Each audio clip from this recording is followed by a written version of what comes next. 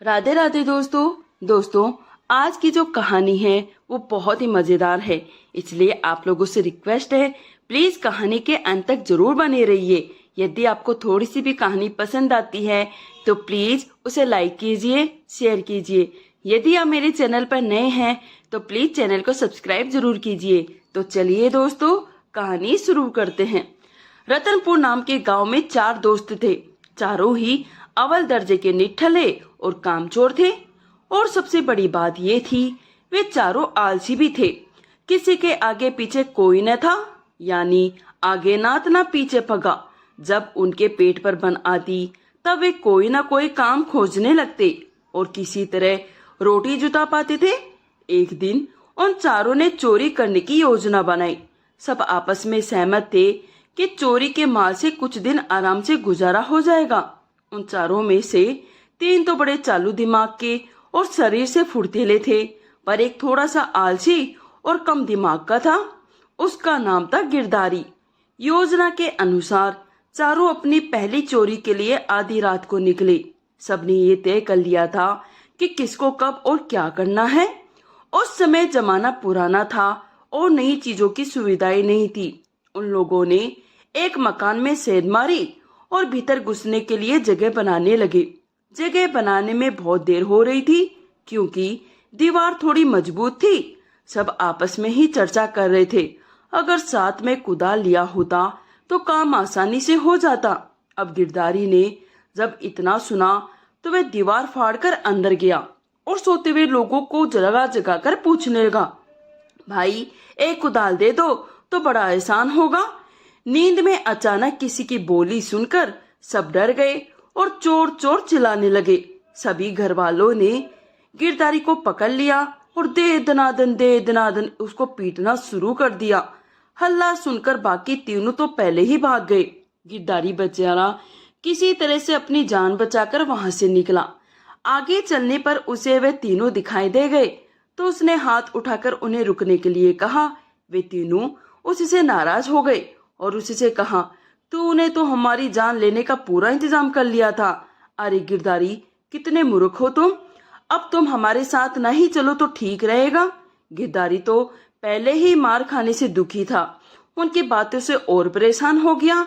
किसी तरह उनसे क्षमा मांगकर उनके साथ हो लिया। आगे चलते हुए वे चर्चा कर रहे थे, अब सेंध मारने वाली जगह पर नहीं जाएंगे बल्कि किसी पक्के मकान में जाएंगे जहां सिर्फ ताला तोड़ने की ही मेहनत करनी पड़े। कुछ दूर चलने पर 1-2 मंजिला मकान देखा। सबने तय किया कि उसी मकान में चलना ठीक होगा। वहां बढ़िया माल हाथ लगने की आशा थी। रात के 12 बजे से ऊपर बज गए थे। वे चारों दबे पांव उस मकान की ऊपर चल पड़े। नजदीक पहुंचकर सबसे बड़ी उम्र वाले चोर ने कहा, इस बार बहुत सावधानी से काम करना होगा वरना हम सबको भूखे मरने की नौबत आ जाएगी। उसकी चेतावनी और सीख सुनकर सब लोग आगे चलने लगे। अंदर से बंद कुंडी को बारीकी से तोड़कर सब घर के अंदर चले गए। आशा के अनुसार उन्हें वहां बहुत सारा धन मिल गया। सब जल्दी जल्दी रुपए, पैसे और गहने, बर्तन आदि समेटने में लगे हुए थे। सब बहुत खुश थे। बातों ही बातों में एक ने कहा, इतना सामान मिल गया है, हमारे पास रखने के लिए झोला भी नहीं है। गिरधारी ने जब झोले की बात सुनी तो उसने सोचा, अपनी समझदारी दिखाने का यही मौका है। वह उस घर के कोने कोने में बड़ा सा झोला ढूंढने चला गया। अचानक वह सिलबट्टे से टकराया और उसकी आवाज से घरवाले जाग गए। गिरधारी जल्दी से खंबे के पीछे छुप गया। उधर बाकी तीनों चोर उसका इंतजार कर रहे थे। गिरधारी आए और वह सब वहां से निकले। इधर घर वाले जागते ही खोजने लगे कि आवाज कहां से आई और कैसी आई। सबके सब हाथ में लालटेन लेकर इधर उधर देखने लगे। तभी उनकी नजर खंबे के पीछे छिपे गिरधारी पर पड़ी। वे उसे पकड़कर चिल्ला पड़े, चोर चोर चोर। फिर क्या था, गिरधारी की पिटाई होने लगी। वह उनके हाथ पैर जोड़ता रहा और उनसे माफी मांगने लगा। जब उसने माफी मांगी तो उन्होंने उसे पीटना बंद कर दिया, नहीं तो वह आज तो मर ही जाता। उधर बाकी तीनों शोर सुनकर वहां से 9-2-11 हो गए। गिरधारी की तलाशी लेने पर जब कुछ नहीं मिला तो उस घर के मालिक ने उस पर दया खाकर उसे छोड़ दिया और हिदायत दी, आइंदा ऐसा काम करते पकड़े जाने पर उसे बख्शा नहीं जाएगा, जान पर जी तो लाख हो पाए। वे अकेला ही अंधेरी रात में आगे बढ़ने लगा। कुछ कदम बढ़ाने पर उसके तीनों यार उसे आपस में बातें करते हुए दिख गए। वह उनके पास गया और अपना दुखड़ा सुनाने लगा। देखो ना भाइयों, मुझे उन्होंने कितना मारा है। उससे नाराज तीनों ने एक साथ कहा, तुम तो हमें भी मरवाने पर तुले थे, किसी तरह से हम जान बचा कर आए हैं। अब एक बात कान खोलकर सुन लो, तुम अपना जुगाड़ खुद करो, अब हम तुम्हें अपने साथ नहीं ले चलेंगे। गिरधारी उनके पैर पकड़कर कहने लगा, दोस्तों, मेरे भाइयों, कैसे भी मुझे सहारा दे दो, मैं अकेला भला क्या कर सकता हूँ।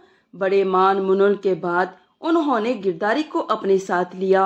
वे सब अब बारी बारी से उसे सिखा रहे थे किस तरह चोरी करते समय सावधान रहने की जरूरत है। उनका अगला पड़ाव भी जल्दी आ गया था। एक सुनसान सी झोपड़ी थी। उन्होंने झांक कर देखा तो उसमें एक अकेली बुढ़िया सो रही थी। चारों ने पहले तो सोचा, इस गरीब बुढ़िया के घर में भला हमें क्या मिलेगा, पर फिर कुछ नहीं तो थोड़ा ही सही को मानकर वे सब उसकी झोपड़ी में चोरी करने घुस गए। जैसे ही वह उस घर में घुसे, उनके नाक में स्वादिष्ट हलवे की सुगंध भर गई। इधर उधर देखने पर पता चला एक बर्तन में हलवा बना रखा है। भोजन देखकर चारों के मुंह में पानी आ गया। साथ ही लगातार चलने और मेहनत करने से उन्हें भूख भी लग गई थी। सो सबने तय किया कि पहले हम सब लोग हलवा खाएंगे। सब हलवा खाने के लिए बैठ गए तो गिरधारी बोला, लगता है बुढ़िया भूखी ही सो गई। जब हम सब उसकी सारी हलवा खा जाएंगे तो उसके लिए तो कुछ भी नहीं बचेगा। जागने पर वह कितनी दुखी होगी। क्यों ना उसके मुंह में भी थोड़ी सी हलवा डाल दिया जाए। अब वह उठा और एक चम्मच हलवा लेकर बुढ़िया की तरफ बढ़ने लगा। तीनों जोर से चिल्लाए, अरे ये क्या कर रहा है मूर्ख, मूर्ख, बुढ़िया जग जाएगी। पर जब तक वह उसको बोलते या रोकते, तब तक तो गिरधारी बुढ़िया के मुंह में हलवा डाल चुका था। हलवा गर्म था, सो बुढ़िया का मुंह जल गया। बुढ़िया हाय राम कहती हुई उठकर बैठ गई। उसे जागते देखकर सब इधर उधर छिप गए। गिरधारी एक छज्जे पर छिप गया। छज्जा मतलब छत पर छिप गया। बुढ़िया स्वयं से बोलने लगी, ना जाने मेरे मुंह में किसने जलती हुई हलवा डाल दिया, यहाँ तो कोई दिख भी नहीं रहा। उसके जोर जोर से बोलने के कारण दो उसके पड़ोसी भी उसके यहाँ आ गए। उन्होंने बुढ़िया के बोलने का कारण पूछा तो बुढ़िया ने कहा, मैंने अपने लिए हलवा बनाया था और बहुत ही ज्यादा गर्म था, सो मैंने सोचा एक झपकी ले लूं। जब तक हलवा ठंडा हो जाएगा मैं एक झपकी ले लूंगी और उठकर हलवा खा लूंगी। पर पता नहीं किसने मेरे मुंह में वह जलता हुआ हलवा डाल दिया। देखो मेरा मुंह भी जल गया, पर यहाँ कोई दिख भी नहीं रहा। सबने खोजा पर कोई नहीं मिला।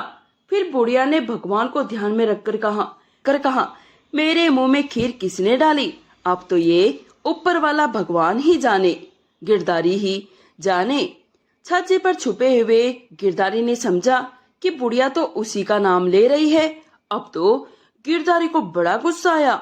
वह वहीं से बोल पड़ा, क्यों, गिरधारी ही क्यों जाने, जो चक्की के पीछे छिपा है, अनाज की कोटी के पीछे छिपा है, और वह जो बरामदे में खंबे के पीछे छिपा है वह क्यों ना जाने, सब गिरधारी ही जाने।